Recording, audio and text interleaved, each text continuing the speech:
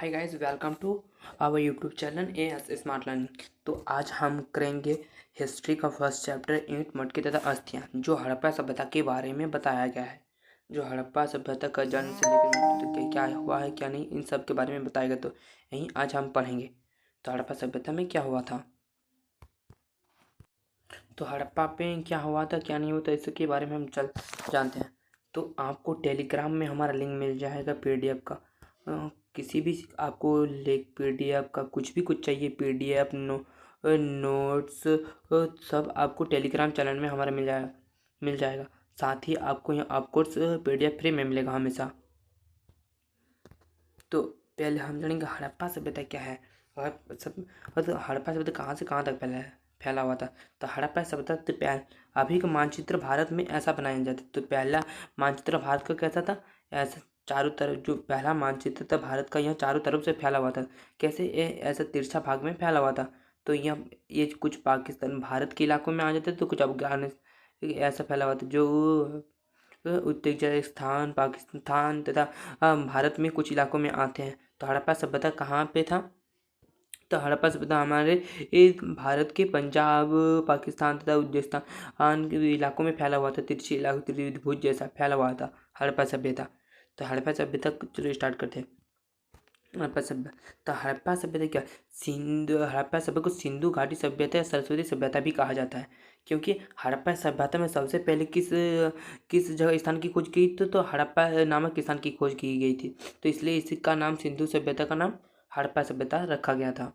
और सिंधु घाटी सभ्यता इसका नाम क्यों पड़ा है, सिंधु घाटी सभ्यता इसलिए इसका पड़ा है क्योंकि ये सिंधु घाटी की नदी किनारे बसा हुआ था, इसलिए इसका सिंधु घाटी सभ्यता कहा जाता है। सिंधु सरस्वती सभ्यता इसलिए क्यों कहा जाता है सिंधु सभ्यता, सरस्वती नदी जो हमारे वर्तमान समय में नहीं, जो पहले थी, तो इसलिए इसको सिंधु तथा सरस्वती किनारे थे, इसलिए इसका सिंधु सरस्वती सभ्यता भी कहा जाता है। तो पहले हम दूसरा पॉइंट देखेंगे। पहले ऐसा माना जाता था कि मेसोपोटामिया की सभ्यता, मिस्र की सभ्यता, चीन की सभ्यता विश्व की प्राचीन सभ्यता में एक थी। मतलब जब हड़प्पा सभ्यता की खोज नहीं हुई थी, तब इससे उससे पहले क्या माना जाता था कि मेसोपोटामिया की सभ्यता, मिस्र की सभ्यता, चीन की सभ्यता, इससे ये प्राचीन सभ्यताएं हैं जो विश्व भर में प्रसिद्ध थे। तो जब 1920 के दशक में हड़प्पा सभ्यता की खोज हुई, तब यह विश्व प्राचीन सभ्यता विश्व का सबसे प्राचीन सभ्यता माना गया हड़प्पा सभ्यता को। तो हाँ, दूसरा पॉइंट देखेंगे। लेकिन 1920 के दशक में हड़प्पा सभ्यता की खोज की गई। तो हड़प्पा सभ्यता की खोज कब की गई, तो 1920 के दशक में हड़प्पा सभ्यता की खोज की। इसके बाद यह ज्ञात हुआ कि हड़प्पा सभ्यता जैसी कोई सभ्यता अस्तित्व में है। तो 1920 के बाद जब हड़प्पा सभ्यता की खोज हुई, तब इसे अस्तित्व हुआ कि हड़प्पा नामक जैसे भी कोई अस्तित्व में है सभ्यता, जिससे हड़प्पा सभ्यता से पहले कई सभ्यता को प्राचीन सभ्यता, जैसे चीन की सभ्यता, मेसोपोटामिया की सभ्यता को प्राचीन सभ्यता माना जाता था। तथा इस सभ्यता को सिंधु घाटी सभ्यता भी इस सभ्यता को सिंधु घाटी सभ्यता, हड़प्पा सभ्यता भी कहा जाता है। जो पहले आपको हम पहले बताएं सिंधु घाटी सभ्यता क्यों कहा जाता है हड़प्पा सभ्यता को। तो ये क्वेश्चन आपको एमसीक्यू में बार बार पूछा जाता है कि हड़प्पा की खोज कब हुई। तो दशक में दिया हो तो अब क्या होगा, दशक में हो पहले 1911 से 1920। तो यह कौन सा दशक होगा, तो यहाँ होगा तो आपका यहाँ होगा आपका 10वीं दशक में, 1910 के दशक में। तो और आपका 1920 के दशक कैसा होगा, 1921 से लेकर मतलब 1920 यह 21 हो तो 1929 तक दिया हो, तो यह कौन सा दशक होगा, तो यह होगा 1920 का दशक। तो यह कौन सा है, तो 1920 का दशक हमारा सही आंसर हो जाएगा। तो हड़प्पा सभ्यता की खोज कब हुई, तो हड़प्पा सभ्यता की खोज यदि बताया जाए तो हमारा सही आंसर हो जाएगा 1921 में। तो दशक में दिया हो तो 1920 का दशक होगा, और आपका दिया हो में सिर्फ ईस्वी में दिया हो तो आपका 1921 ईस्वी हो जाएगा। तो दूसरा पॉइंट देखेंगे।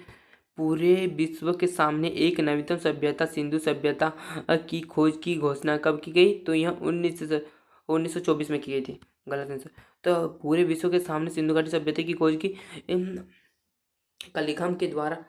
कलिखम जो हमारे भारत के डायरेक्टर थे, तो ये कब की घोषणा की गई, तो 1924 में इसकी घोषणा की गई थी। तो दूसरा पॉइंट हम देखेंगे। जैसे हमारे सभ्यता, जैसे मेसोपोटामिया की सभ्यता, ये सब सभ्यता तो कहाँ पर है, जैसे कि चीन की सभ्यता तो चीन देश में देता है, मेसोपोटामिया की सभ्यता हाँ तो ऐसे इस देश इन देशों में फैला हुआ है, तो कई देशों में। तो दूसरा पॉइंट हम देखेंगे कि हड़प्पा सभ्यता की खोज हुई जब 170 साल पहले क्या हुए थे।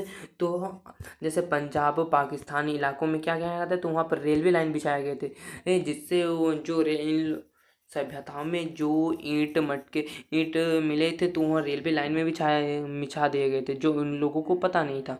तो हम पढ़ेंगे इसके बारे में, तो हड़प्पा सभ्यता की खोज किस प्रकार हुई। तो हड़प्पा लगभग 170 साल पहले पंजाब में पहली बार रेलवे लाइन बिछाई जा रही थी, इसलिए कुछ स्थान पर खुदाई काम चल रहा था। मतलब 1921 तक, उससे 170 साल पहले जब पंजाब में रेलवे लाइन बिछाई जा रही थी, तो उसी के बारे में बताइए। खुदाई के दौरान इंजीनियरों को अचानक वो पूरा हड़प्पा पूरा स्थल मिला। यह स्थान आधुनिक समय में पाकिस्तान में है। तो आधुनिक समय में हड़प्पा किस स्थान पर है, तो हड़प्पा आधुनिक समय में आपका पाकिस्तान में है। तो इन कर्मचारियों ने इसे खंडहर समझ लिया और इनकी हजारों ईंटें उखाड़ फेंक ले गए। इन ईंटों को इस्तेमाल रेलवे लाइनों बिछाने में किया, लेकिन वह इन जान जान जान नहीं सके कि यहाँ कोई सभ्यता भी थी। मतलब कि जब 170 साल पहले था, तो 1921 से पहले जो उससे पहले 170 साल पहले, तो इंजीनियरों ने इसे खंडहर समझ लिया, जिससे बहुत सारे ईंटों उन्होंने क्या किया, वहाँ से पंजाब से ले गए, जो वर्तमान समय में ये पाकिस्तान में है, तो ले गए, जिससे वो रेलवे लाइन में बिछा दी जो हो। तो बाद में 1921 में दयाराम साहनी के द्वारा यह हड़प्पा सभ्यता की खोज की गई थी। तो उसी के बाद पढ़े 1921 में दयाराम साहनी हड़प्पा सभ्यता नामक एक खुदाई करवाई और हड़प्पा के मोहरे की खोज की। मतलब हड़प्पा का खोजकर्ता किसे कहा जाता है, हड़प्पा का खोजकर्ता दयाराम साहनी को कहा जाता है। 1922 में राखालदास बनर्जी ने मोहनजोदड़ो नामक स्थान की उल्लेखन किया और इन्होंने भी इसे वैसे ही मोहरे खोज जैसे हड़प्पा सभ्यता में। मतलब 1921 में जब दयाराम साहनी द्वारा जब कुछ मोहरें मिली थी, तो ऐसे ही कुछ मोहरें 1922 राखालदास बनर्जी को वो हड़प्पा नामक स्थान पर मिली थी। तो इसके बाद यह अनुमान लगाया गया कि यह दोनों एक ही संस्कृति के भाग है। जब इन दोनों जब मोहरें मिली, तो इन दोनों को परखा गया था। तो बाद में इन दोनों को एक ही माना गया था। तो इसके बाद 1924 में पुरातात्विक सर्वेक्षण director general sir John Marshall ने पूरे विश्व के सामने नई सभ्यता की घोषणा की। मतलब जब 1921 के द्वारा दयाराम साहनी ने आपका हड़प्पा सभ्यता की खोज की, और मोहनजोदड़ो की खोज किसने की, राखालदास बनर्जी ने 1922 में मोहनजोदड़ो की खोज की। और बाद में 1921 भारतीय पुरातात्विक संरक्षण डायरेक्टर जनरल, जो भारत ऐसा क्वेश्चन में आता है, भारतीय पुरातात्विक संरक्षण के डायरेक्टर जनरल कौन थे, तो सर्जन मार्शल होंगे इसका आंसर। तो और इसका तो बाद में 1924 में सर्जन मार्शल ने एक नई सभ्यता की घोषणा की, जिसे हड़प्पा सभ्यता कहा जाता है। तथा इसमें खुदाई वस्तु क्या मिली है क्या नहीं, उसी के बारे में पढ़ेंगे दूसरा पॉइंट में। तो उल्लेखन खुदाई में मिली वस्तुएं, जैसे कुम्हार की चाक तो वैसी खुदाई वस्तु में मिली है। मिट्टी के बर्तन, मूर्ति या उपकरण, नगार, ईंट, मटके, आभूषण, हस्तियां, वाट, मोहरे इत्यादि कुछ सामान मिले थे खुदाई के समय। तथा हड़प्पा सभ्यता का काल कहा जाता है, हड़प्पा सभ्यता का काल आपको 2600 ईसा पूर्व से 1900 ईसा पूर्व कहा जाता है, हड़प्पा सभ्यता का काल। तो ये मतलब जैसे कि हम मान लिए, हम पहले क्या होते, पहले हम बचपन होता है हम लोगों का, फिर होता है जवानी, फिर बुढ़ापा। तो इसी प्रकार इसका जवानी कहा जाता है। ये एग्जाम में आपको उदाहरण के लिए बता दे रहे हैं, बट ये एग्जाम में मत छाप दीजिएगा। तो जवानी के काल क्या कहा जाता है हड़प्पा सभ्यता को, 2600 ईसा पूर्व से 1900 ईसा पूर्व। तो ऐसे ही हड़प्पा सभ्यता का काल 2600 ईसा पूर्व से 1900 ईसा पूर्व कहा जाता है। तो हड़प्पा सभ्यता की तो पहले हम पढ़ेंगे बचपन का, तो ये पढ़ेंगे नहीं, तो हम पढ़ेंगे उसका जवानी और अंतिम मतलब बुढ़ापा। तो उसका जापान में क्या हुआ क्या नहीं, और इसका पतन कैसे हुआ, उसी के बारे में पढ़ेंगे, मतलब इसका अंत कैसे हुआ। तो तो इसका प्रारंभिक प्रारंभिक काल है, जो प्रारंभिक इस 6000 ईसा पूर्व से 26 ईसा पूर्व, जो प्रारंभिक काल कहा जाता है इसका। और उत्तर हड़प्पा काल मतलब अंतिम, तो इसका अंतिम काल है 19 ईसा पूर्व से 13 ईसा पूर्व को अंतिम हड़प्पा, अंतिम सभ्यता हड़प्पा कहा जाता है। तथा दूसरा पॉइंट में प्रारंभिक काल को 6 ईसा पूर्व से 26 ईसा पूर्व, और प्रारंभिक मतलब जवानी का क्या कहा जाए 26 ईसा पूर्व से 19 ईसा पूर्व, और अंतिम मतलब उत्तर हड़प्पा तो क्या कहा जाता है 19 ईसा पूर्व से 13 ईसा पूर्व कहा जाता है। तो हड़प्पा सभ्यता का नामकरण किस प्रकार और कैसे हुआ।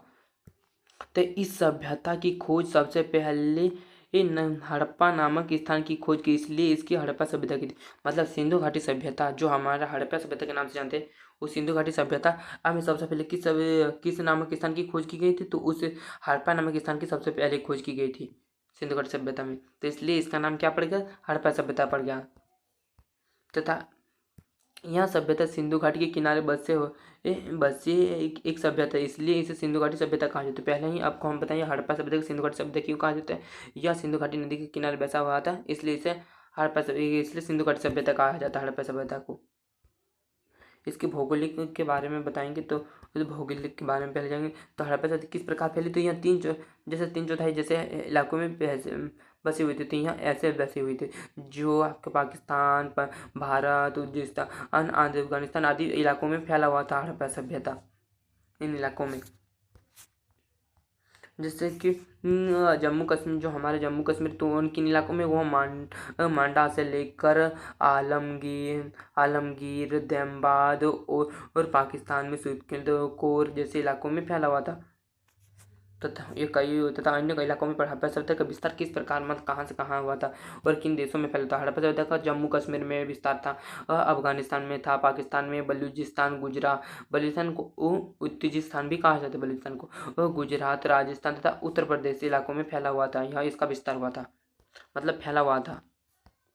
तो हड़प्पा सभ्यता के निर्वाह के तरीके मतलब वो जीवन यापन के लिए क्या करते थे, हड़प्पा सभ्यता के लोग वो किस प्रकार जीवन यापन अपना करते थे, तो उसी के बारे में दूसरा पॉइंट में पढ़ेंगे। तो वह जीवन यापन के लिए क्या करते थे, मतलब निर्वाह के लिए क्या, पहले वो कृषि करते थे, पशुपालन करते थे, व्यापार करते थे और शिकार भी करते थे। तो कृषि में वो क्या करते थे, तो कृषि के पास हम बढ़ेंगे निर्वाह के तरीके में कृषि। तो कृषि में क्या हड़प्पा सभ्यता के लोग कृषि भी करते थे, तथा यहाँ गेहूँ, जौ, दाल, सफेद चना, तिल, बाजरे, चावल आदि उगाते भी थे। मतलब कि ये कृषि में क्या क्या उगाते थे, कृषि तो करते साथ में ये उगाते थे गेहूँ, जौ, दाल, सफ़ेद चना, तिल, बाजरे आदि यहाँ कृषि में उगाते थे। तथा पशुपालन करते थे। यहाँ पशुपालन में क्या क्या करते थे, तो पशुपालन में यहाँ हड़प्पा सभ्यता के लिए पशुपालन भी करते थे, जैसे यहाँ भेड़, बकरी, भैंस, मवेशी, सुअर जैसे जानवरों को ये पाला करते थे। मतलब ये वो पालतू बना कर रखते थे जानवर सबको, जैसे एक यहाँ कई जैसे उदाहरण के लिए हम मान लेते हैं ये बकरी, भैंस, मवेशी आदि को ये पाला करते थे। और व्यापार ये क्या व्यापार करते थे, तो यह व्यापार कुछ मिस्र देश, इराक जैसे देशों में भी यह व्यापार करता। हड़प्पा सभ्यता के लोग व्यापार भी करते थे। इनका व्यापार मिस्र, इराक, चीन, ओमान से भी था। तो दूसरा शिकार में क्या देखेंगे, शिकार में हड़प्पा सभ्यता के लोग शिकार करते थे, जानवरों की हड्डियों के साक्ष्य मिले। मतलब हड़प्पा सभ्यता के लोग जो शिकार करते थे, तो जैसे कि कई प्रकार जंगली हिरणों तथा कुछ अन्य प्रकार के शिकार करते, कुछ प्रकार जानवर पक्षियों के भी शिकार करते, जिससे उन लोगों के ये जानवरों की कुछ हड्डियों के साक्ष्य भी मिले हैं। तथा दूसरा पॉइंट में देखेंगे हड़प्पा सभ्यता की कृषि औद्योगिकी। मतलब हड़प्पा सभ्यता में कृषि औद्योगिक किस प्रकार करते थे, हड़प्पा सभ्यता में कृषि। तो हड़प्पा सभ्यता में कृषि किस प्रकार के लिए करते थे, पहले चक्र लकड़ी का हल में खेत की जुताई। मतलब जो पहले जो हमारा जो जुताई के लिए एक मशीन लगाया जाता है यहाँ पर, जैसे कि ड्राइंग में देखिए, तो ये पीछे लगाया जाता है, तो उसी को वहाँ पत्थर लगाया जाता था पहले। तो वैसे ही एक यंत्र था पत्थर के लिए, जुताई के लिए। और पत्थर के पलक के औजार, मतलब पत्थर के पीछे वो पलक के औजार दिए जाते थे। और दूसरा नहरों की कुओं से सिंचाई करना। मतलब क्या करते थे वो नहरों और सिंचाई के लिए नहरों और कुओं का उपयोग करते थे। और भिसब का उपयोग, भिसब मतलब होता है, भिसब का मतलब क्या होता है, बैल। तो भिसब को बैल कहा जाता है, तो वो बैल का भी मदद लेते थे। तो भिसब का उपयोग किस प्रकार करते थे। हड़प्पा समूहर में भिसब की जानकारी मिली है। तो हड़प्पा निवासी खेत जोतने के लिए बैल का प्रयोग करते थे। हड़प्पा सभ्यता के लोग खेत जोतने के लिए किसका प्रयोग करते थे, तो वहाँ भिसब का प्रयोग करते थे, मतलब बैल का प्रयोग करते थे। तो हड़प्पा शब्द मोहर, जो मोहर है तो वहाँ भिसर का लोगो लगाया जाता है। जैसे हमारे अभी करेंसी में, भारतीय करेंसी में अभी क्या लगाया जाता है, तो जैसे महात्मा गांधी जी का फोटो लगा जाए तो उसी प्रकार पहले वहाँ भिसब मोहर में क्या लगाया जाता है, तो मोहर में भिसब का प्रयोग जैसे ड्राइंग में यहाँ बताया गया है। तो हड़प्पा सभ्यता में हड़प्पा निवासियों के खेत जोतने के लिए किसका प्रयोग करते थे, ये किसका प्रयोग करते थे, हड़प्पा सभ्यता में जोतने के लिए आपको पहले ही बताएं तो ये भिसम का प्रयोग करते थे। तथा दूसरा पॉइंट में हम देखेंगे ये हल्क में ये जोलिस्तान मतलब उजिस्तान या जोलिस्तान पाकिस्तान और बनावाली हरियाणा से मिट्टी के बने हल प्रतिरूप मिले, जिससे अनुमान लगाया गया कि खेतों की हल के द्वारा जुताई की जाती थी। मतलब पाकिस्तान में जो जोलिस्तान है और बनावली हरियाणा में जो है उसके कुछ साक्ष्य मिले हैं, जो इससे अनुमान लगाया जाता कि जो हल से यहाँ जुताई किया जाता था। तथा दूसरा पॉइंट में हम देखेंगे कि ये क्या करते थे, जुते हुए खेत के लिए जो काली बगान एक राजस्थान में है, तो उसमें जुते हुए खेत के साक्ष्य मिले हैं। तो जुते हुए खेत काली बगान राजस्थान में जो वर्तमान में है, उससे जुते हुए खेत के प्रमाण मिले, जहां अनुमान लगाया गया है कि एक ही साथ में अलग अलग फसलें उगाई जाती थी। मतलब कि जैसे कि एक खेत होगा तो अलग अलग प्रकार के खेत लगाई जाती हैं। 4/4 में मतलब जैसे कि एक फसल में जो लगाया जाता है, एक फसल में बाजरा, एक में मक्का, जैसे एक में धान लगाया जाता है, इसी प्रकार की वो कृषि करते थे। तथा दूसरा पॉइंट में औजार का किस प्रकार करते थे, वो औजार में लोग फसल कटाई के लिए पत्थर और औजार का इस्तेमाल करते, जो लकड़ी के हत्थे लगाए गए थे। तो औजार के लिए क्या कहते हैं, जैसे हसुआ कहते हैं हम लोग, वहीं का उसी का प्रयोग करते थे। और पत्थर के लिए कुछ बनाया करते थे, जो वे लकड़ी के हत्थे का प्रयोग करते थे साथ में। तथा सिंचाई के लिए नल तथा कुएं नहर तथा कुओं का प्रयोग करते थे। तो सिंचाई के लिए नदी नहर पानी का लाया जाता था। अफगानिस्तान में सेतु घई के नहरें की कुछ सबूत मिले। मतलब अफगानिस्तान में एक स्थान है जो सेतु घई के नहरों के कुछ सबूत मिले हैं साथ में। तथा जलाशय में क्या है, जलाशय के कुछ स्थानों में पानी लिया गया होगा, जो धोलावीरा जलाशय का प्रमाण मिला है। मतलब धोलावीरा एक स्थान है जिसमें धोलावीरा के कुछ स्थान में मिले, शायद इनका प्रयोग कृषि में किया जाता था। मतलब धोलावीरा के एक जलाशय मिले हैं जिसका वे प्रयोग करते थे, ये सिंचाई के लिए प्रयोग करते थे। साथ में मोहनजोदड़ो के बारे में आप पढ़ेंगे। मोहनजोदड़ो में दो पॉइंट है, वही थे बस्तियों का विभाजन। तो बस्तियों का विभाजन किस प्रकार किया गया था मोहनजोदड़ो में, तो वहाँ एक दुर्ग जो ऊपरी इलाकों में रहते थे और निचला शहर। तो दुर्ग के बारे में हम फर्स्ट पॉइंट में पढ़ेंगे। तो दुर्ग क्या है, दुर्ग एक छोटा सा नगर है जो ऊंचाई पर बनाया गया था। मतलब दुर्ग एक स्थान था जो ऊंचाई स्थान पर बनाया गया था। तो जो ऊंचे चबूतरे इसलिए क्योंकि यहाँ बना संरचना कच्चे ईंटों से चबूतरे से बनी होती है। दुर्ग के चारों तरफ दीवार से घिरा हुआ था। मतलब जो दुर्ग स्थान है, जैसे कि ये स्थान दुर्ग होते हैं, यहाँ चारों ओर से दीवारों से घिरा हुआ था। मतलब कच्चे ईंटों की दीवार से घिरा था। यहाँ दीवार इसे निचले शहर से अलग करते थे। मतलब ये जो दीवार होते थे तो यह निचले शहर से इन लोग अलग करते थे। जैसे कि ये दीवार हो गई तो यह निचले शहर जो होते थे उससे अलग अलग करते थे इन लोग। तथा दूसरा पॉइंट में हम देखेंगे, दूसरा दुर्ग पर बनी संरचना का प्रयोग संभवतः विशिष्ट सार्वजनिक प्रयोजन के लिए किया जाता था। मतलब दुर्ग के जो स्थान बने होते थे वो विशिष्ट कार्यों के लिए और सार्वजनिक प्रयोजन के लिए किया जाता था। तथा निचला शहर के बारे में आप देखेंगे। निचले शहर का आवासीय भवन थे, जो निचला शहर दुर्ग के मुकाबले ये अधिक क्षेत्र में बसे हुए थे। मतलब कि जैसे कि ये हो गया आपका मोहनजोदड़ो। तो मोहनजोदड़ो में 2 स्थान बचे हुए थे। एक होता था आपका मोहनजोदड़ो में 2 हिस्से थे। एक होता था दुर्ग, दुर्ग छोटे हिस्से में होता था। तथा दुर्ग के साथ जो होते थे निचला शहर, तो ये बड़े इलाकों में होते थे। निचला शहर तो ये बड़े हिस्से में होते थे। तब दूसरा पॉइंट में पढ़ेंगे इसके तो निचले शहर में दीवार से घिरा हुआ, एक निचले शहर भी दीवार से घिरा हुआ था, मतलब निचला जो शहर था यह भी दीवार से घिरा हुआ था साथ में। और यहाँ कई भवनों के ऊंचे एक चबूतरे से बनाया गया था। यह चबूतरे नींव का काम करते थे, मतलब जो वो होते थे निचले शहर की दीवारें भवन बनाए गए थे, तो यह चबूतरे नींव का काम कार्य करते थे। तो इतने बड़े क्षेत्रों में भवन निर्माण बहुत बड़े पैमाने पर श्रम की आवश्यकता पड़ती थी, मतलब जो निचले इलाके में होते थे शहर थे, तो वहाँ पर उनमें भवन बनाए जाते थे और लोग ज़्यादातर वहाँ निचले शहर में लेते थे दुर्ग स्थान से बजट। तो वहाँ तो उसमें ज़्यादा मात्रा में आपको श्रम की आवश्यकता पड़ती थी, मतलब कार्य चलते थे साथ में। तथा दूसरा पॉइंट में हम देखेंगे ये हड़प्पा सभ्यता की जल निकासी व्यवस्था, मतलब हड़प्पा सभ्यता में किस प्रकार जल निकासी किया जाता था, तो उसी के पढ़ेंगे। तो हड़प्पा सभ्यता की अनूठी विशेषताओं में एक जल निकासी एक विशेषता थी, मतलब हड़प्पा में किसी बहुत सी विशेषताएं हैं, जिसमें शहर नियोजन व्यवस्था की एक व्यवस्था है और जल निकासी भी इसका एक प्रमुख विशेषता है। अनूठी विशेषता में एक जल निकासी भी एक विशेषता थी। तो हड़प्पा शहरों में नियोजन के साथ जल निकासी की व्यवस्था की गई थी। सड़कों और गलियों को लगभग ग्रिड पद्धति में बनाया गया था, यह एक दूसरे के समकोण काटती थी, मतलब जो सड़कें और गलियारे होते तो यह ग्रिड पद्धति में बनाया गया था जो एक दूसरे के समकोण काटती थी।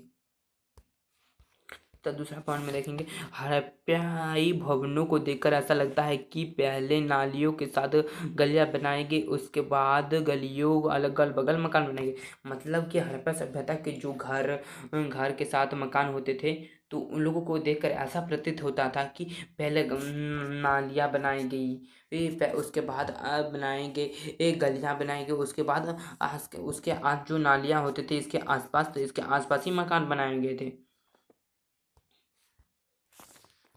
प्रत्येक घर का गंदा पानी नालियों के जरिए बाहर चला जाता था।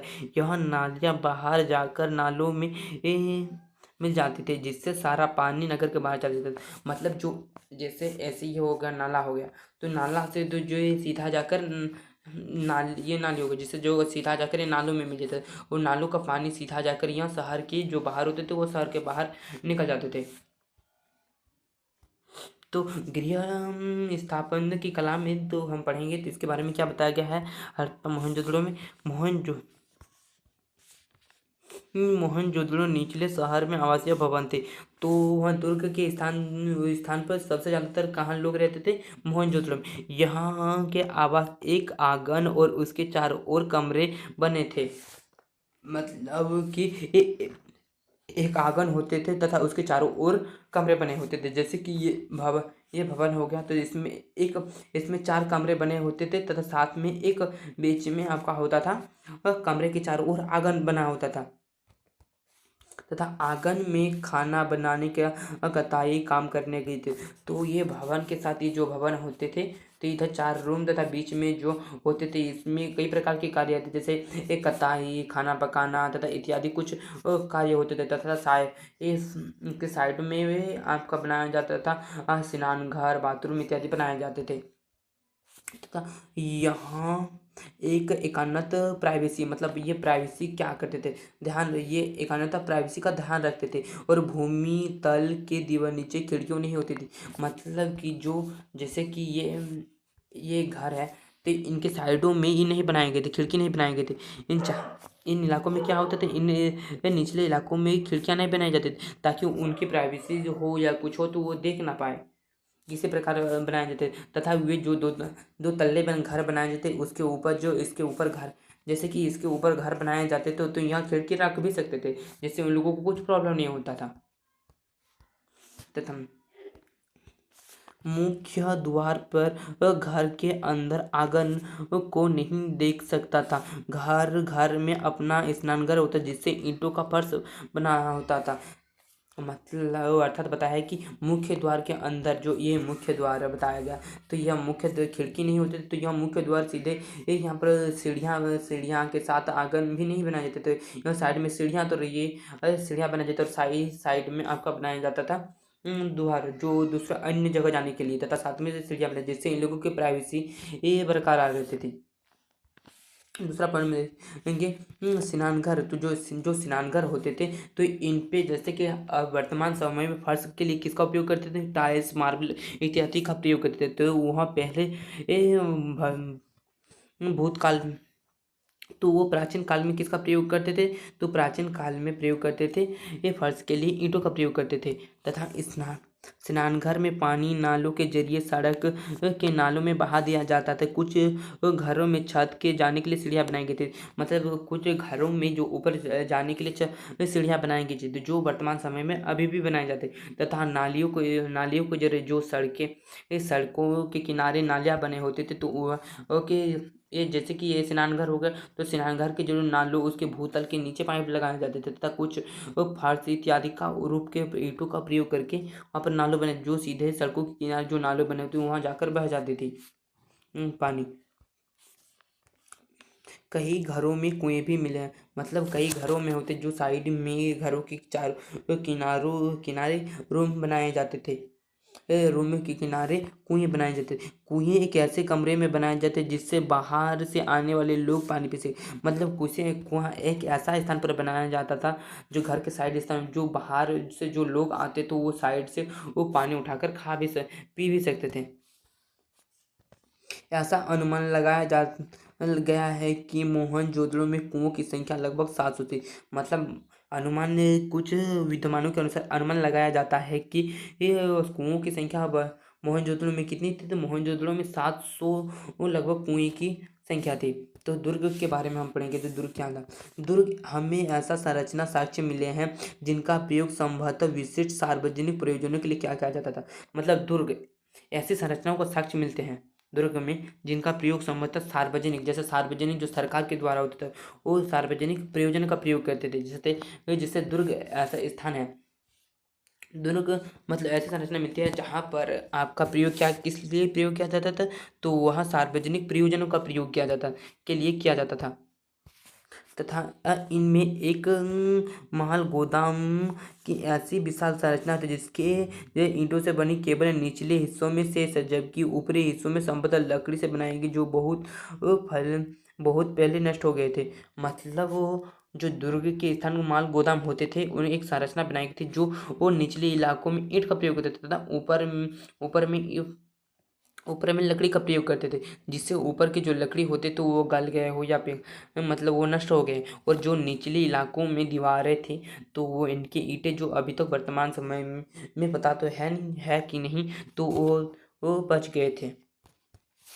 तथा दूसरा पॉइंट स्नानघर के मोहनजोदड़ो में जो स्नानघर होते थे उनके बारे में पढ़ेंगे। स्नानघर विशाल स्नानघर आंगन में बना आयताकार जलाशय जो जिसके चारों ओर गलियारों से घिरा हुआ है। जलाशय के तल जाने के लिए ऊपरी और दक्षिणी भागों में सीढ़ियां बनाई गई थी। मतलब जलाशय की जो यहाँ पे जलाशय है तो इसके दक्षिणी और उत्तरी भाग में क्या बनाई गई थी, सीढ़ियां बनाई गई थी। जलाशय के किनारों ईंटों को जमाकर जिप्सम का गारे का प्रयोग करके जल वृद्धि किया जाता है। मतलब जलाशय के किनारे जो ईंटों के होते थे ईंटों को जमा लेते थे तथा वह जिप्सम का गारे का प्रयोग करते जिससे वो जल वृद्धि करते थे। इनके तीनों ओर कक्ष बने होते जिससे ये एक से एक जिनमें एक बड़ा कुआं होता था। मतलब इनके स्नानघर के सामने एक कुआं होता था, जैसे कि ऐसे तीन हो गए जिनमें से इन तीनों में से एक में क्या होता था, कुआं होता था। इन तीनों रूमों में से एक में कुआं होता है जिससे जलाशय से पानी एक बड़े नालों में बहा दिया जाता था। मतलब ओवरफ्लो जो होता था कुएं का पानी तो वो नालों में सीधा बहा दिए जाते थे। इसकी संरचना अनोखापन तथा दुर्ग क्षेत्रों में कई विशेष संरचनाओं का स्थान जिनके इनके मिलने से यह पता लगता है कि इनका प्रयोग और किसी अनुष्ठान के स्नानगण के लिए किया जाता है। मतलब कि जो वो दुर्ग स्थान में कुछ ऐसे विशिष्ट स्नानघर मिले हैं जिनका वो अनुष्ठान के लिए प्रयोग करते जैसे पूजा पाठ के लिए उनका प्रयोग करते थे। तथा कुछ सार्वजनिक स्नानघर भी बनाए गए थे तथा हर समाज की विभिन्नता अवकोलन के बारे में मतलब हर जैसे वर्तमान कई प्रकार की जात भात भेदभाव होते तो वैसे ही हड़प्पा समाज में एक विभिन्नता अवकूलन किया गया था। तो जैसे वर्तमान समय में अभी बहुत स्थानों पे किया जाता है, तो इसके बारे में देखेंगे। हर समाज में रहने वाले लोग के बीच सामाजिक और आर्थिक भिन्नताएं होती है। मतलब जो समाज होते हैं उनमें आर्थिक और विभिन्नताएं सामूहिक रूप से पाया ही जाता है। इन्हीं सामान्यों को जानने के लिए इतिहास में कई तरीकों का प्रयोग किया जाता है। तो इन्हीं सामूहिक भिन्नता को जानने के लिए क्या प्रयोग किया, तो इनमें समाधान समाधान का अध्ययन किया गया, विलासिता की वस्तु का खोज की गई। मतलब समाधान होते तो उनका प्रयोग किया गया था। समाधान मृत्यु, तो समाधान पहले पढ़ेंगे। हड़प्पा सभ्यता के लोग अंतिम संस्कार लोगों को दफना कर करते थे। मतलब हड़प्पा सभ्यता के लोग जो लोग होते थे जो मर जाते थे उनका प्रयोग किया, उनका अंतिम संस्कार किसमें करते थे, वो दफना कर करते थे। इनमें कई ऐसे साक्ष्य मिले हैं। कई कब्रों में बनावट एक दूसरे से भिन्न होते हैं। मतलब जो कब्र होते तो एक दूसरे से भिन्न होते थे। कई कब्रों में ईंटों की चिकनाई गई, कई कब्रों में मिट्टी के बर्तन तथा आभूषण में दफनाए जाते थे। यहाँ शायद लोग पुनर्जन्म में विश्वास रखते थे। मतलब जो कब्र होते थे उन कब्रों में मिट्टी के बर्तन, आभूषण इत्यादि दफना देते। शायद शायद उन लोगों को लगता था कि वो पुनर्जन्म में ये प्रयोग करते होंगे। इस पर वो अधिकतर विश्वास करते थे। तथा दूसरा पॉइंट में यह सोच कर दफनाते कि मृत्यु के बाद उन वस्तुओं का वो उपयोग में लाया जाए। जो पहले हम बताएं कि यहाँ वो लोग ये सोच कर दफना देते थे उन वस्तुओं को, तो कि वो उन लोग पुनर्जन्म होते ही तो उन लोगों का प्रयोग करेंगे, तो वो पुनर्जन्म में विश्वास रखते थे। पुरुष तथा महिलाओं की कब्रों में आभूषण मिले तथा पुरुष की कब्रों होते तथा महिलाओं की जो कब्रों होते थे उन दोनों के स्थानों पर आभूषण मिले। कुछ कब्रों में तांबे के दर्पण, के आभूषण आदि मिले हैं। मिस्र में विशाल पिरामिड हड़प्पा सभ्यता के समकालीन थे। मतलब जो मिस्र के पिरामिड है उसी के बाद उसी तरह तांबे के बर्तन आदि दफनाए गए थे। इनकी कई पिरामिड राजकीय समाधान थी। मतलब कि इनकी जो पिरामिड होती थी वो राजकीय समाधान होते थे, जो राष्ट्रीय होते थे, उनकी राजकीय राष्ट्रीय। इनमें बड़ी मात्रा में धन संपत्ति को दफनाए जाते थे। जो मतलब जो अमीर आदमी होते थे जैसे कि राजा महाराजा, तो वे मरते थे तो उन पर पिरामिड जैसे कुछ इस प्रयोग करते थे जो राजकीय समाधान होते थे, जिन पर बड़ी मात्रा में धन संपत्ति दफनाए जाते थे। परं परंतु उस जगहों पर देखने को नहीं मिलता था। ऐसा लगता है कि हड़प्पा निवासी मृतकों के साथ बहुमूल्य वस्तु को भी दफना में विश्वास। मतलब जो हड़प्पा सभ्यता के लोग होते थे, जो आदमी डेट या मृत्यु हो जाते थे तो उन लोगों को क्या करते थे, तो बहुमूल्य वस्तु को दफना देते थे, जो विश्वास नहीं करते थे, जो मूल्य वस्तु को दफनाने में विश्वास नहीं रखते। परंतु हड़प्पा के कई स्थानों में ऐसा प्रतीत, मतलब हड़प्पा के तथा कुछ अन्य स्थान होते जहाँ पर जो बहुमूल्य दफनाने में विश्वास नहीं रखते थे तथा कुछ स्थान पर वह रहता था। और विलासिता की वस्तु के पॉइंट में पढ़ेंगे, मतलब वो किस तरह विलासिता की वस्तु का प्रयोग करते थे। सामाजिक विभिन्नता को पहुंचने के एक तरीका है उपयोगी और विलास की वस्तुओं का अध्ययन। उपयोगी की वस्तुएं वह वस्तु जो रोजगार के उपयोग के लाई जाती है। मतलब उपयोगी वस्तुएं जो रोज दिन प्रतिदिन प्रयोग होता था, जैसे कि चकिया, मिट्टी के बर्तन, सुई इत्यादि जो डेली प्रयोग किए जाते थे। यहाँ वस्तुएं पत्थर या मिट्टी जैसे सामान्य पदार्थों से बनाई जाती, जो सामान्य रूप से आसानी से उपलब्ध होते थे। जैसे कि मिट्टी के बर्तन, मटके, चकिया इत्यादि जो आसानी से उपलब्ध हो जाते थे, जो इससे ये जैसे कि सामान्य वस्तुएं से बनाए जाते थे ये।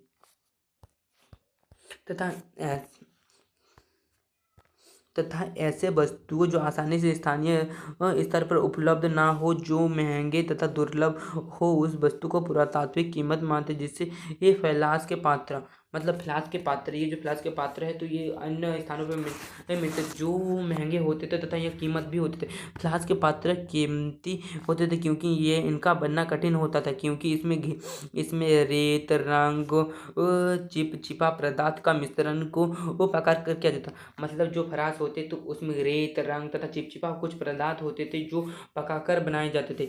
ऐसे महंगे दुर्लभ पदार्थ जो वस्तुएं मोहनजोदड़ो और हड़प्पा जैसी वस्तुओं में ही मिले हैं, जैसे बस्तियां में यहाँ बहुत कम मिलती है। सोने की कमी के कारण शायद आज भी ऐसे महंगा हो रहा है। तो दूसरा पॉइंट हम पढ़ेंगे इस शिल्प उत्पादन के बारे में। शिल्प उत्पादन क्या होता है? शिल्प उत्पादन, तो शिल्प उत्पादन में शिल्प उत्पादन, शिल्प काई, शिल्प उत्पादन में शिल्पकार जैसे कि मटके बनाना, शंख की कटाई, धातु काई मुहार का निर्माण, बाट बनाना इत्यादि एक प्रयोग थे। चंदू नामक स्थान जो वर्तमान पाकिस्तान में है, चंदू नामक एक स्थान जो वर्तमान समय कहाँ पर है, पाकिस्तान में, जो शिल्प उत्पादन के एक महत्वपूर्ण केंद्र था। चंदू नामक शिल्प शिल्प उत्पादन के लिए महत्वपूर्ण केंद्र था वहाँ, जो चंदू नामक, जो वर्तमान समय में मटके के मटकों के निर्माण की तरह मटकों के निर्माण में विभिन्न प्रकार के पदार्थों का प्रयोग किया जाता है, जिसमें एक कार्नियल सुदूर लाल रंग का प्रयोग, जैसे जिप्सम मतलब जिप्सम क्या है, स्फटिक, कॉर्बेटेज, सेलखड़ी, दूसरा पॉइंट में धातु का प्रयोग होते थे, जिसमें धातु के लिए प्रयोग करते थे सोना, तांबा, कांसा, शंख, प्रयास, पक्की मिट्टी प्रयास और पक्की मिट्टी। तो मटके किस, और तीसरा पॉइंट में हम देखेंगे कि मटके मोहनजोदड़ो में हड़प्पा सभ्यता में मटके किस प्रकार के निर्माण किया जाता था। तो हड़प्पा सभ्यता में किस प्रकार निर्माण किया था, हड़प्पा सभ्यता मटके बनाने के लिए कुछ तरीके होते थे। तो वहाँ किस प्रकार मटके बनाए थे, कुछ मटके दो या दो से अधिक पदार्थों को आपस में जोड़कर बनाए जाते थे, और मटके चक्राकार, बेलनाकार, गोलाकार, ढोलाकार खंड आदि में होते थे। मतलब कुछ मटके ऐसे भी होते थे जो दो या दो से अधिक पदार्थों मतलब आपस में जोड़कर बनाए जाते थे, तथा मटके का आकार विभिन्न प्रकार के होते थे, जैसे चक्राकार, बेलनाकार, ढोलनकार, गोलाकार, खंडित आकारों में हो सकते थे, और इन पर चित्रकारी के सजाया जाता था। मतलब जो होते थे मटके बनाने के लिए वहाँ पर चित्रकारी करके भी सजाया जाता था। तो दूसरा पॉइंट में है मटके बनाने के लिए विभिन्न पदार्थ का इस्तेमाल करते थे। मटके जो बनाते थे वो किन प्रकार विभिन्न पदार्थों को प्रयोग करते थे, इन्हीं के अनुसार बनाने के लिए तकनीकों में बदलाव किया जाता है। मटके जो बनाने होते थे तो वो किस प्रकार बनाए जाएंगे, वो किस प्रकार नहीं बनाए जाए, तो इन्हीं के अनुसार इन पे एक तकनीकें जो होते थे उन तकनीकों में बदलाव किए जाते थे। सलखड़ी एक मुलायम पत्थर था जो आसानी से उपयोग में लाया जाता था। कुछ मटके ऐसे भी मिले जो सेलकड़ी के चूर्ण को वो सांचे में ढालकर बनाया जाए, जो विभिन्न प्रकार के मटके बनाए जा सकते थे। मतलब जो कुछ सेलखड़ी एक मुलायम पत्थर था जो आसानी से उपयोग में लाया जाता, जिससे सेलखड़ी के चूर्ण को जो होते थे वो सांचे में ढालकर बनाए जाते, जो विभिन्न प्रकार के आकार में ये मटके बनाए जा रहे थे। तो जो कार्नियल का लाल रंग और पीले रंग के कच्चे माल को आग में पकाने से प्राप्त होता है, जो मटके बनाने के एक घिसाई पॉलिश के बाद छेद करने की प्रक्रिया में प्रयोग करते थे। कार्निया का एक लाल रंग और पीला रंग होते थे जो वो आग में पकाने से प्राप्त होता था, जो मटके बनाने के लिए घिसाई पॉलिश और छेद करने के लिए प्रक्रिया को पूरा करते थे कार्निया जो। और यहाँ कई इलाकों में मटके के मिले हैं, जिसमें जैसे कि हो गए उपकरण के लिए लोथल, चंदहू, धोलाबीड़ा छेद करने के उपकरण मिले हैं। मतलब जो मटके होते हैं उन पे छेद करने के लिए कई प्रकार के उपकरण कहाँ पर मिले हैं, लोथल, चंदहू, धोलाबीड़ा आदि इलाकों में। ये नागेश्वर और बालकोटा दोनों बस्तियों में समुद्र तट के समीप है, जो जहाँ संग की वस्तुएं, चूड़ियाँ, करछियाँ तथा पच्चीकारी बनाई गई थी। मतलब नागेश्वर और बालकोटा एक कुछ समुद्र तट के समीप एक बस्तियां थी, जो संग की वस्तुएं, चूड़ियां और करछियां तथा पिचकारियाँ बनाई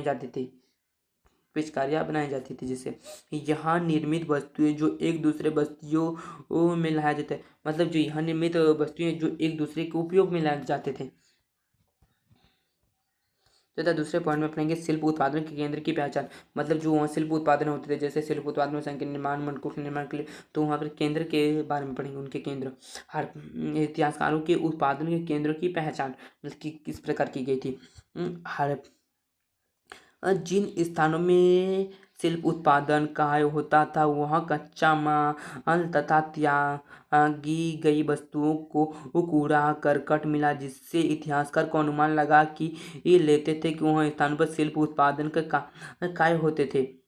मतलब वहाँ कुछ स्थान होते जहाँ पर शिल्प उत्पादन का कार्य होता था या कार्य होते थे, तो वहाँ कच्चा माल या त्याग देते थे जो कूड़ा करकट। मतलब जहाँ जैसे कि इस कई स्थान में जैसे कि यहाँ पर मटके बनाए थे, जिससे उसके कुछ कूड़ा कटे होते तो वहाँ साइड में या कुछ इलाकों में फेंक देते, जिससे यहाँ शिल्प इतिहासकारों को पता चला कि यहाँ पर कुछ मटके या शिल्पकारों का उत्पादन किया जाता था।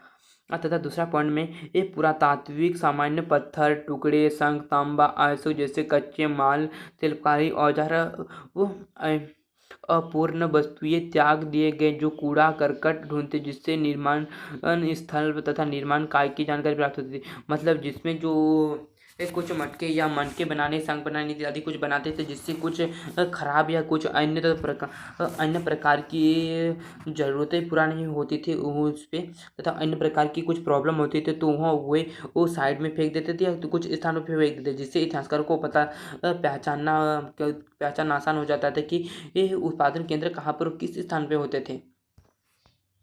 तथा तो दूसरे पॉइंट में यदि वस्तु का निर्माण के लिए संग पत्थर का काटा जाता था जिनके टुकड़े उत्पादन स्थल में फेंक देते थे। मतलब संग बनाने के लिए और पत्थर को काटा जाता था जिससे कुछ पत्थर के टुकड़े जैसे कि ये पत्थर हो गए तथा इससे दो हिस्सों में बांटा गया था तथा कुछ काटने के समय कुछ पत्थर के टुकड़े जो होते थे तो वो इसके उत्पादन के कूड़े कचरे को स्थल में एक उत्पादन स्थल में फेंक देते थे जिससे कभी कभी बेकार टुकड़ों छोटे वस्तुएं बनाने के लिए इतिहासकारों में लाया जाता था।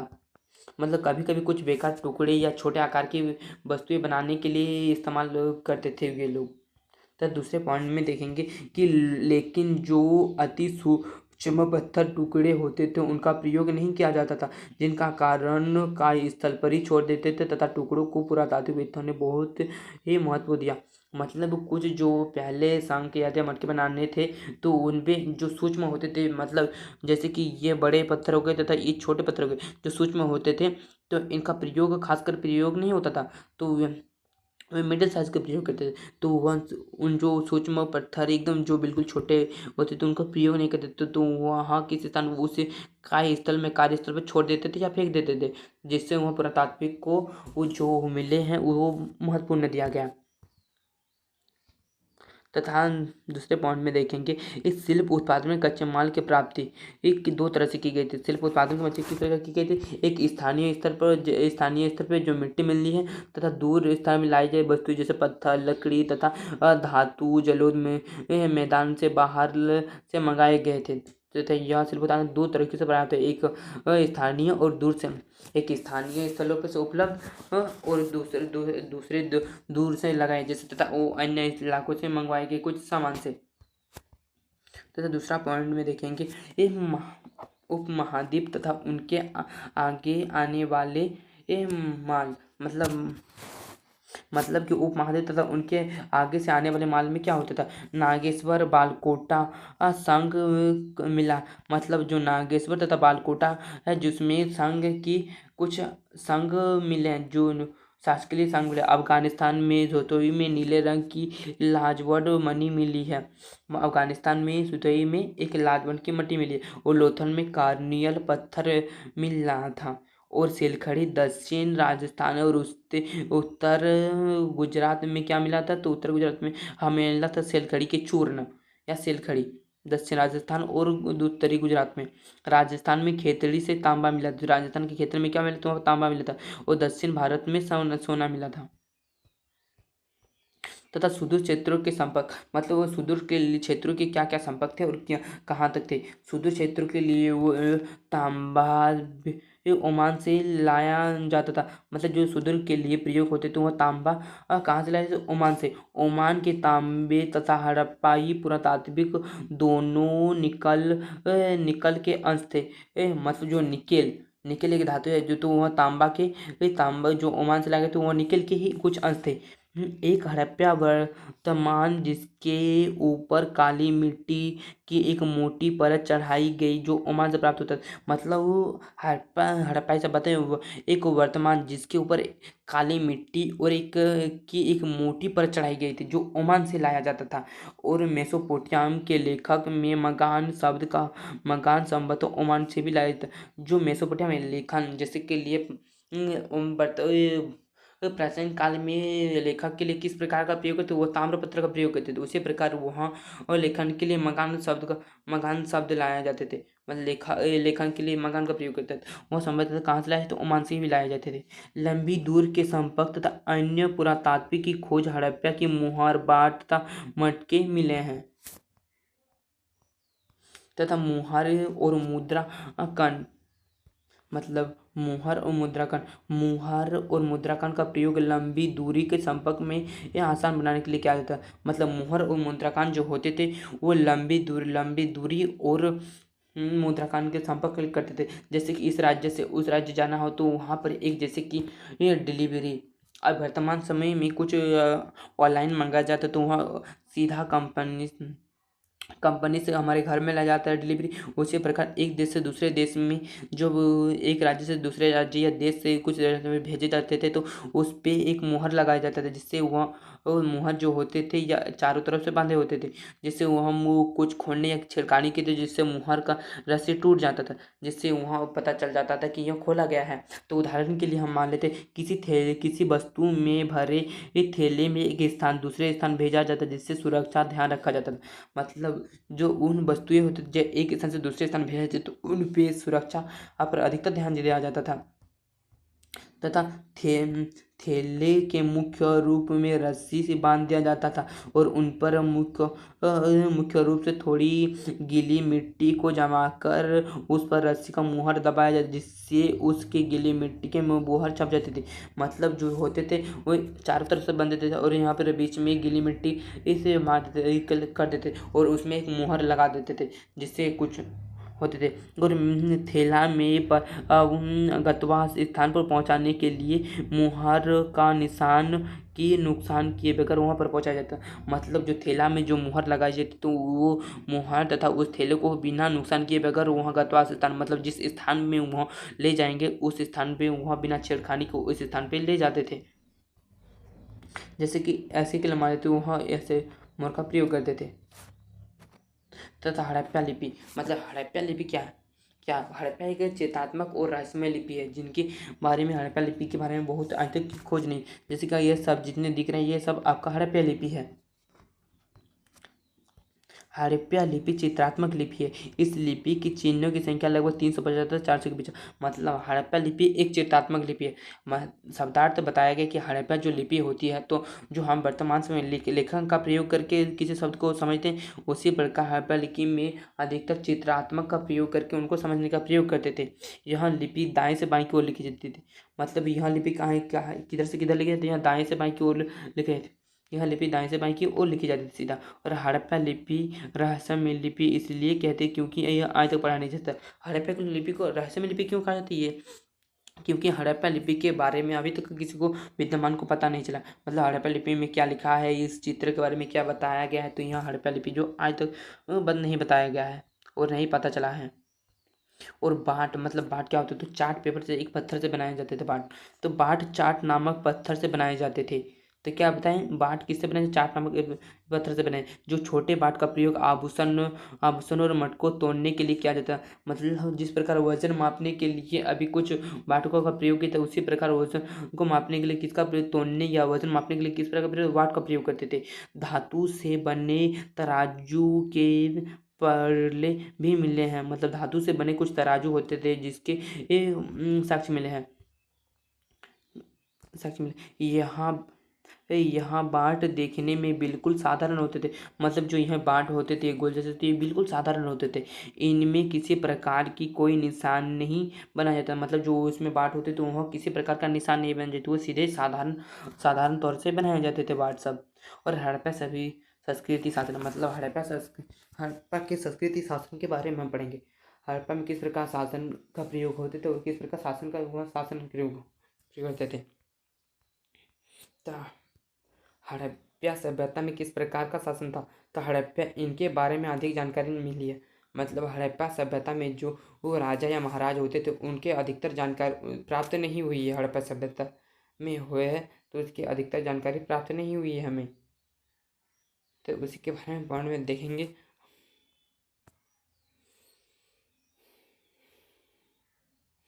वो अधिकतर जानकारी मतलब जो हड़प्पा सभ्यता के होते तो उसे एक रूपता फैसला लेना पड़ता है ताकि वो किस प्रकार हड़प्पा सभ्य को करेंगे। तो जैसे के लिए उदाहरण के लिए हम मान लेते हैं, उदाहरण के लिए मोहर बाट का प्रयोग उदाहरण के लिए वो मटके ईंट अलग स्थान से मिले जो लेकिन यहाँ एक रूपता दिखाई देते, जैसे मुहर बाट मटके ईंट आदि जो एक रूपता दिखाई देते हैं, वह संभवतः का उत्पादन केवल एक ही केंद्र पर नहीं होता था। मतलब शब्दार्थ बताया क्या है कि ये मोहर बाट जो मटके जो एक रूपता दिखाई तो वह संभवतः एक ही स्थान पर नहीं बनाए जाते थे, वो अलग अलग स्थानों पर बनाए जाते थे। हड़प्पा सभ्यता एक विशाल क्षेत्र में फैली हुई थी। जो हड़प्पा सभ्यता थी वहाँ बहुत ही विशाल क्षेत्रों में फैली हुई थी। जैसे ये फिर भी जम्मू कश्मीर गुजरात पाकिस्तान अधिकतर स्थानों पर ही आका की एक ही आकर के मिले हैं। जो हड़प्पा सभ्यता में जो ईंटें हैं वह जम्मू कश्मीर गुजरात पाकिस्तान तो एक ही जो अधिकतर ईंटें मिली हो जो एक ही प्रकार की ईंटें मिली है इन स्थानों पे। हड़प्पा शासन की पुरातात्विक में भेदभाव, मतलब हड़प्पा शासन में पुरातात्विक में क्या भेदभाव हुए थे, तो प्रसाद तथा शासन में प्रसाद मोहनजोदड़ो एक विशाल भवन मिला, मोहनजोदड़ो में एक विशाल भवन मिला है जिससे प्रसाद की संज्ञा दी गई, लेकिन यह कोई भव्य वस्तु नहीं मिली है। मतलब मोहनजोदड़ो में एक प्रसाद के लिए एक भवन मिली है जिस पर कोई भव्य वस्तु नहीं मिली है, मतलब कोई कीमती वस्तु नहीं मिलती, परंतु एक पत्थर की मूर्ति मिली जो पुरोहित का राजा नाम से दिया जाता था। मतलब वहाँ एक मूर्ति मिली जो पुरोहित के राजा का नाम से जाना, जैसे कि ये मूर्ति पुरोहित के राजा की मिली है।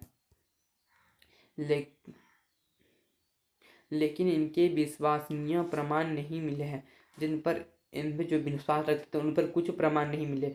हड़प्पा समाज में शासन को लेकर 3 मत थे, मतलब जो हड़प्पा समाज थे उन पर लेकर क्या मत थे, उनके 3 मत थे। इन 3 मतों में कुछ पुरातात्विक कहते थे कि हड़प्पा समाज शासन नहीं करते थे, सभी स्थिति समान थे। मतलब कुछ इतिहासकारों को कहना है कि हड़प्पा समाज में जो शासन नहीं करते तो वह सभी स्थिति एक ही प्रकार की थी। कुछ पुरातात्विक कहते हैं कि हड़प्पा समाज में कोई एक शासन नहीं बल्कि एक ही से अधिक शासन थे। मतलब हड़प्पा सभ्यता थी उन पे एक प्रकार के राजा नहीं थे, बल्कि वह वो बहुत से राजाएं थे बताया गया। तो जैसे कि मोहनजोदड़ो हड़प्पा आदि तथा अलग अलग स्थान पे अलग अलग राजा होते थे। कुछ इतिहासकारों को तर्क दिए हैं कि ये एक ही राज्य था, लेकिन हड़प्पा समाज विशाल क्षेत्रों में फैला होने के बाद भी ये विभिन्न स्थलों में जैसे पुरातात्विक का मिलना नियोजन वस्तुओं के साक्ष्य ईंटों का सामान इत्यादि। मतलब हड़प्पा कुछ पुरातात्विक को कहना है कि इतिहासकारों का कहना है कि यह एक ही राज्य थे जो विशाल क्षेत्रों में फैला हुआ था, जो नियोजित वस्तु का साक्ष्य मिले हैं और इन ईंटों के एक समान होने के साक्ष्य मिले हैं। हड़प्पा समाज में पतन, जो हड़प्पा समाज थे उनके पतन होने के क्या कारण, तो हड़प्पा समाज में पतन के बारे में पढ़ेंगे। हड़प्पा समाज के कुछ इतिहासकारों को कहना है कि हड़प्पा समाज में अंत से लेकर इतिहासकारों का अनेक मत है। जो हड़प्पा समाज के जो पतन है तो यहाँ पूरी तरह से संभव नहीं है कि हड़प्पा किस प्रकार की पतन हुआ। तो कुछ इतिहासकारों का कहना अनेक प्रकार के अनेक मत है, जैसे कि सिंधु नदी में बाढ़ आने के कारण। कुछ इतिहासकारों का कहना है कि सिंधु नदी में बाढ़ आने के कारण यहाँ सिंधु नदी में बहुत बाढ़ आए जिससे हड़प्पा सभ्यता का पतन हुआ, और सिंधु नदी के मार्ग बदलने के कारण। मतलब कुछ इतिहासकारों और कुछ उपन्यासक का कहना है कि जो सिंधु नदी थी सीधी तो उनके जो एक जिसको उनके मार्ग बदलने के कारण हड़प्पा समाज में पतन होने का मुख्य कारण है, तथा भूकंप आने के तथा कुछ अन्य इतिहासकारों और उपन्यास का कहना इतिहासकारों का कहना है कि जो भूकंप आए थे जिससे हड़प्पा समाज में पतन के कारण, तथा कुछ का कहना है जलवायु परिवर्तन के कारण, जलवायु परिवर्तन होने से यह हड़प्पा साहित्य का पतन हुआ है। कुछों का कहना है कि अन्य आर्यों का आक्रमण के कारण, मतलब अन्य आर्यों की जो आक्रमण हुआ जिससे बहुत से लोग मारे गए या इधर एक स्थान से यह स्थान छोड़कर दूसरे स्थान पर चले गए। तथा दूसरे पॉइंट में यह बताया गया है कि दूसरे में वनों की कटाई कर, तथा कुछ इतिहासकारों की वनों की कटाई के कारण यह जिससे लोग अधिकतर वन कटे हैं जिससे यह जलवायु परिवर्तन इत्यादि कुछ प्रकार के हुए होंगे जिससे यह एक स्थान से दूसरे स्थान पर के कारण पतन हो गया हड़प्पा से। तथा कालीघाम के भ्रमण के बारे में पढ़ेंगे। कालीघाम क्या थे? कालीघाम एक भारतीय पुरातात्विक संरक्षण का एक विभाग था। मतलब कालीघाम जो था तो एक कालीघाम भारतीय पुरातात्विक का एक विभाग का डायरेक्टर जनरल थे। मतलब पूरा भारतीय पुरातात्विक संरक्षण के एक विभाग था जो पहले इसके जनरल डायरेक्टर कौन थे? अलेक्जेंडर कलिंगम थे। तो वो पुरातात्विक का जनक भी कहा जाता है, तथा ये पुरातात्विक भारतीय का जनक किसे अलेक्जेंडर कलिंगम को कहा जाता है, भारत का पुरातात्विक का जनक। कलिंगम ने 19वीं शताब्दी मध्य पुरातात्विक खनन आरंभ किया। जो कलिंगम थे तो वह 19वीं शताब्दी में एक खनन का आरंभ किया। यहाँ लिखित स्रोतों का प्रयोग अधिक पसंद करता है, मतलब जो कलिंगम थे वहाँ लिखित स्रोतों का अधिक प्रयोग होते जो वो अधिकतर वो पसंद करते थे। तो दूसरा पॉइंट में अलेक्जेंडर ने कलिंगम को यहाँ अंग्रेज अधिकारी ने जब हड़प्पाई मुहर दिखाई तो कलिंगम नहीं समझ पाया कि यह मुहर कितनी पुरानी थी। मतलब जो अलेक्जेंडर कलिंगम थे जो एक अंग्रेजी अधिकारी थे, तो वहाँ एक मुहर दिखाई गई तो वह नहीं समझ पाया कि वह कितनी पुरानी और कितनी रहस्यमयी है। तो कलिंगम ने उस मुहार के उस कालखंड को जोड़कर बताया कि यहाँ के बारे में उन्होंने जानकारी नहीं थी। मतलब जो कलिंगम थे वहाँ मुहार को यहाँ नहीं पता चला कि वह कितनी पुरानी थी और उनकी जानकारी भी नहीं थी उसको। वे मुहार की महत्व को समझ नहीं पाया और वह मुहर कितनी प्राचीन थी। मतलब वहाँ जो मुहर थे वहाँ नहीं समझ पाया कि वह कितनी पुरानी मुहर थी। कलिंगम ने बस सोचा कि यहाँ मुहर भारतीय पुरा इतिहास का आरंभ गंगा घाटी अपने तथा पहले शहर का संबंधित है। मतलब कलिंगम ने यह मुहर भारतीय इतिहास का जो आरंभ था जैसे गंगा नदी में पनपने पहले शहरों का संबंधित, वैसे ही जबकि मुहर का गंगा घाटी शहरों के निचले भी पहले भी थी। तथा उत्खनन तकनीक के बारे में हम पढ़ेंगे। तो उत्खनन की तकनीक में मोहनजोदड़ो में क्या होता था, सामान्य तौर पर सबसे निचले स्तर पर नीचे मिली वस्तुएं जो प्राचीन माना जाता था तथा सबसे ऊपरा स्तर पर निचली वस्तु को नवीनतम मानी जाती थी। मतलब सामान्य तौर पर जो होते थे वस्तुएं तो प्राचीन माना जाता था तथा ऊपरी स्तरों पर वह वस्तुएं की नवीनतम मानी जाती थी। तथा इसी प्रकार आधार पुरातात्विक कालखंड निर्धारित किया जा सकता था। जॉन मार्शल के पॉइंट के बारे में पढ़ेंगे। तो जॉन मार्शल ने क्या बताया क्या नहीं हड़प्पा के बारे में। जॉन मार्शल ने कलिंगम की तरह एक आकर्षण खोजकर्ता दिलचस्पी रखते थे। यहाँ राजमार्शल की जिंदगी के बारे में जानकारी उत्सुक थे। जॉन मार्शल पुरातात्विक स्तर पर विन्यास पूरी तरह से अनदेखा। जॉन मार्शल का मानना था कि पूरे टीले में समान परिणाम वाली नियमित क्षैतिज इलाकों के साथ उत्थान किया जा सकता था क्या जाए। और आर ई एम बिलियर के बारे में क्या बताया गया है। आर एम बिलियर जो 1944 में पुरातात्विक संरक्षण के डायरेक्टर जनरल थे, तो उन्होंने बताया गया था कि उन्होंने उत्थान की समस्याओं का निदान किया। जो उत्खनन के लिए थे तो उन्होंने समस्याओं का निदान किया था। उन्होंने एक समान क्षैतिज इलाकों के आधार पर खुदाई की बजाय टीलों को स्तर और विन्यास का अनुसरण करना अधिक महत्व समझा। मतलब REM वेलियर थे जो उन्होंने क्षैतिज इलाकों के आधार पर खुदाई के बजाय उन्होंने टीले के विन्यास पर अनुसरण पर अधिक महत्व दिया था। और हड़प्पा सभ्यता में धार्मिक मान्यता। हड़प्पा समाज में वो धार्मिक किस देवी देवता को मानते थे, इसी के बारे में हम इस पॉइंट में पढ़ेंगे। तो हड़प्पा समाज में वहाँ होते थे। हड़प्पा समाज में एक जो वर्तमान में शिव है तो उसी प्रकार के शिव की मूर्ति मिली थी समाज में जो वर्तमान में। तथा हड़प्पा समाज में सभ्यता की जानकारी कुछ स्रोतों से आधारित है जिनके कोई प्रमाण नहीं है, तथ्यों पर आधारित। जैसे मतलब हड़प्पा समाज में जो उनका प्रयोग समान प्रयोग नहीं मिले, जिससे वो आधारित कुछ अन्य प्रकार के ताम्रपत्र इत्यादि से भी कुछ उदाहरण मिले। जैसे कि आभूषण से लदी कई नारी मूर्तियां मिली है जो वो मात्र देवी की संज्ञा दी गई। मतलब कि जो आभूषण से लदी कुछ नारी मूर्ति मिली है जो उन्हें मात्र देवी की संज्ञा दी गई। मतलब सावधान बताया कि कुछ ऐसे मूर्तियां मिली है जो वो आभूषण से ढकी हुई थी और आभूषण लदे हुए थे, जिन्हें वे मात्र देवी कहकर पुकारते थे। विशाल स्नानघर जो कालीबंगन के लोथल से मिले, जो वेदियां संरचनाओं और अनुष्ठान को महत्व दिया जा गया था। तो स्नानघर में जो होते तो वो अनुष्ठान के लिए भी प्रयोग करते थे और तथा वो सार्वजनिक भी होते थे विशाल स्नानघर। तथा कुछ मोहरे अनुष्ठान के उद्देश्य से बने होते, जो पेड़ पौधे उत्कर से ऐसा माना जाता है कि हड़प्पा के लोग प्रकृति की पूजा करते थे। मतलब ऐसा माना जाता है कि जो हड़प्पा के लोग थे तो वह पूजा प्रकृति की भी पूजा करते थे। और कुछ मोहर में एक व्यक्ति की योगी की मुद्रा में बैठा दिखाई गया, जो कभी कभी उन्हें जानवरों से घिरा दर्शाया गया, जो संभवतः यह शिव अर्थात हिंदू के प्रमुख देवता पशुपतिनाथ से रहे होंगे। मतलब जो अभी वर्तमान समय में जो वो हिंदू के शिव होते हैं, उसी प्रकार प्राचीन काल में हड़प्पा में एक मूर्ति मिली है जो आजकल के शिव देवता से मिलती जुलती है।